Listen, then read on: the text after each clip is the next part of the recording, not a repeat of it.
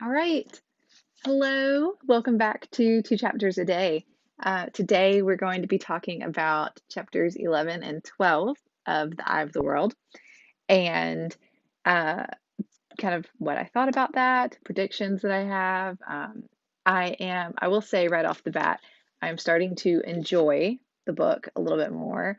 Um, at first, it was not a chore to pick it up, but I kind of was it was a little slow, I guess, but now that they are out of Two Rivers and things are, starting to happen a little bit, I'm enjoying it a little bit more.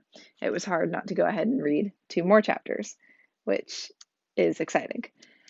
So, a quick little recap in these two chapters, 11 and 12. They are still en route to Tar Valon, and basically in these two chapters, they're making their way to the Terran, which is the river, I believe, and crossing the Terran. Um, so along the way, they are chased by a drag car, and um, it's revealed that through this little scene that Moraine has healing like powers and abilities, which we already knew because she did that. She helped heal like everybody that got hurt in the Trolloc attack. So that's not new, but it's just like kind of reiterated, I guess.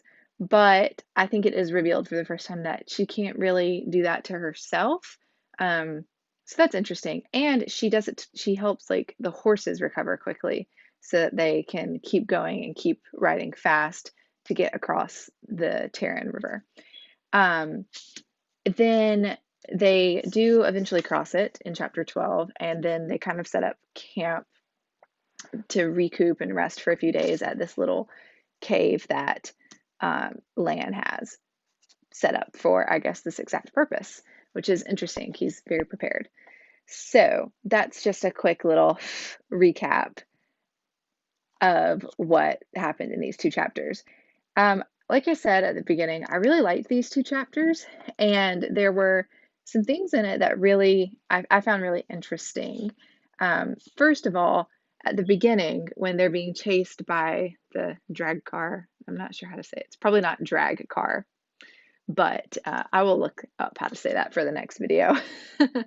um, it's interesting to me because it's almost like they don't realize, they being like Tom and Perrin and Matt, don't really realize the danger that they seem to be in, because they're just like, oh, look, here's another town that we recognize the name of. Let's just stop. They're probably having Beltane. They're probably having a good festival. Why don't we just hang out here and celebrate? And Lan and Rand and Egwene and Moraine are all like, no, we have to keep going. We're like running from these evil things. So I just thought that was interesting. That I guess like the sev severity maybe of the situation has not sunk in yet. Um, and then the rest of chapter 11, I think the only other thing, there wasn't really much else that interested me, except for the fog that Moraine kind of puts around them to cloak them. I just thought that was interesting. It's a cool little thing. So I had more thoughts about chapter 12 um, after they cross the Terran and after Moraine has sunken the ferry. It's revealed that Egwene, I guess, has the capacity to become an Aes Sedai, and I thought that was really interesting. So, someone mentioned in my last video about how Moraine knew exactly what she was doing when she picked all of these people to go on this little adventure quest situation thing. Because I had said, it seems kind of random. I don't get the point while we're going over like every single person who's going on this. Um, and someone said, pay attention to who she chose. She chose everyone for a reason. And so I guess that's starting to come to fruition with Egwene, because here we are, and she has been chosen for a reason, clearly.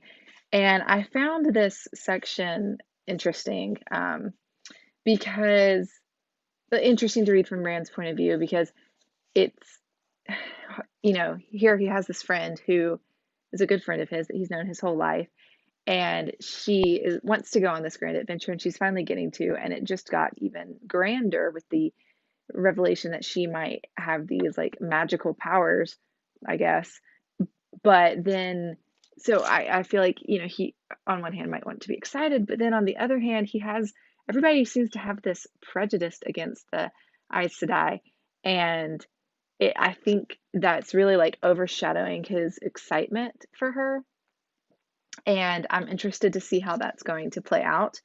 Um, it's almost like it's almost like in his mind, all of a sudden, like Egwene, if she becomes an Aes Sedai, or she like even starts to train as one, she's gonna shift from being like this friend to an enemy in his head. Because I feel like that prejudice is so strong. So we'll see what happens with that. I'm anxious to see what happens with that. And then the other thing that I liked in this chapter was Moraine, it did a little bit of like storytelling and background and world building. And I thought it was interesting when they were talking about the difference between like the men and the women in the Aes Sedai. So I'm just interested to know more about that whole mythos, I guess. I find it really interesting. I'm enjoying the like slow world building that we're getting, and I'm excited to start chapter 13 and 14. So, like I said, not a whole lot, in my opinion, that happened in chapters 11 and 12, but I'm excited to keep going. And this is my first read of this book, so I'm sure that I'm like missing a whole lot of stuff probably for people that have read it multiple times. Um, but I think is what's going to be fun about this video series, is seeing like what I miss or what I don't miss. And I'm excited to keep going. So if you want to read along, the next two chapters are chapters 13 and 14, and we'll be back hopefully tomorrow with those chapters.